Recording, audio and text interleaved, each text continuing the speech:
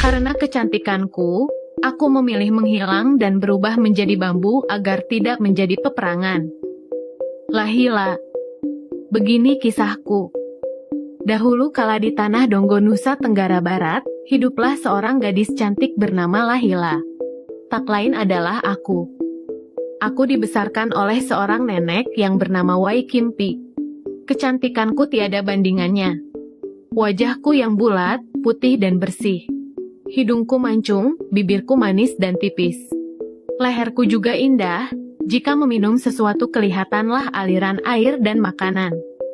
Jika ingin mengeringkan rambut, maka harus kusiapkan 7 buah galah untuk menjemur rambutku. Sikapku cukup baik dan bersahaja. Hingga semua orang di kampung senang melihatku. Di desaku ada sebuah sungai yang mengalir dan airnya cukup bersih. Sungai itulah yang menjadi tempat permandianku bersama inang pengasuhku. 7 perempuan dibutuhkan untuk memegang rambutku. 7 buah kelapa juga digunakan untuk keramas rambutku. Pokoknya mesti 7. Seperti 7 lapis langit dan 7 lapis bumi. Kecantikan dan kemolekanku pun sudah tersiar ke seantero negeri. Banyak pemuda yang ingin melihatku. Bahkan kabar tentang kecantikanku sudah tersiar hingga ke kerajaan Bima dan Tanah Sanggar.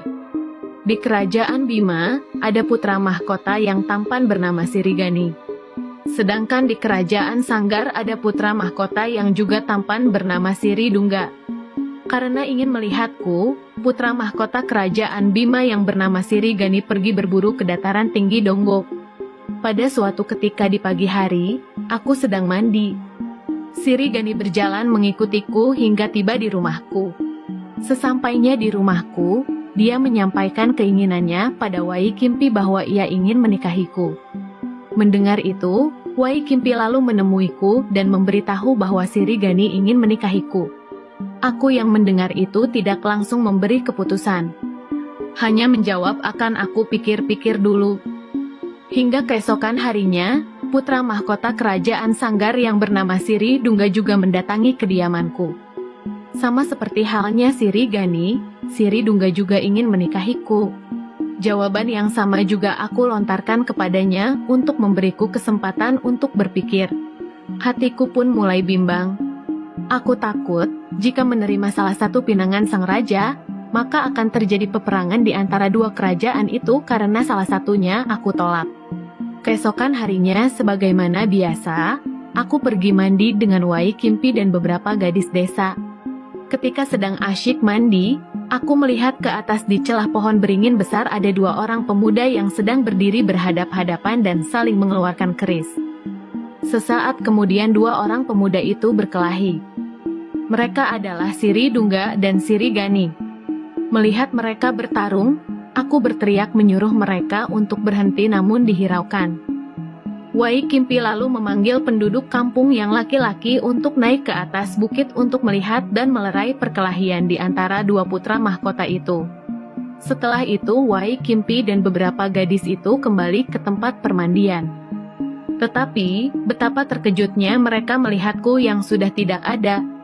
Mereka lalu mencariku kemana kemari, tapi tidak menemukanku. Dengan perasaan sedih Wai Kimpi terus mencariku berhari-hari, tetapi tidak menemukanku. Sampai ketika di dekat sumur tempat kami mandi.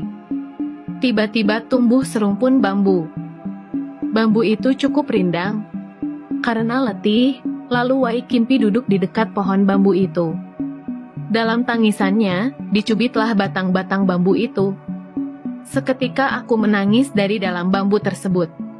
Mendengar tangisanku, Wai Kimpi pun terkejut mendengar suara tangisanku. Ibu, jangan dicubit bambu ini. Ada aku di dalam bambu ini. Ya anakku, engkaukah itu Lahila? Sahut Wai Kimpi sambil memeluk bambu. Iya ibu, aku Lahila.